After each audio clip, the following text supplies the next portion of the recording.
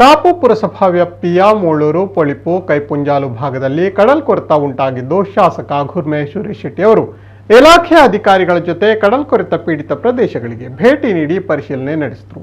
ಮಳೆಗಾಲದಲ್ಲಿ ಕಡಲ್ಕೊರೆತದ ಸಮಸ್ಯೆ ಇನ್ನಷ್ಟು ಅಧಿಕವಾಗುವ ಸಾಧ್ಯತೆ ಇರುವುದರಿಂದ ಅದಕ್ಕೆ ಬೇಕಾದ ಪೂರ್ವ ಸಿದ್ಧತೆ ಮಾಡಿಕೊಳ್ಳುವಂತೆ ಸಂಬಂಧಿಸಿದ ಇಲಾಖಾಧಿಕಾರಿಗಳಿಗೆ ಸೂಚಿಸಿದ್ದಾರೆ. ಪುರಸಭಾ ಸದಸ್ಯರಾದ ಸತೀಶ್ ಚಂದ್ರ, ರಾಧಿಕಾ, ಕಿರಣ್ ಆಲ್ವಾ, ಅನಿಲ್ ಕುಮಾರ್, ಬಂದರು ಇಲಾಖೆ executive engineer Srinivas, assistant engineer Jayaraj, ಪುರಸಭೆಯ ಮುಖ್ಯಾಧಿಕಾರಿಗಳಾದ ಸಂತೋಷ್, ಸುಧೀರ್ ಶೆಟ್ಟಿ ಮತ್ತಿತರರು ಉಪಸ್ಥಿತರಿದ್ದರು.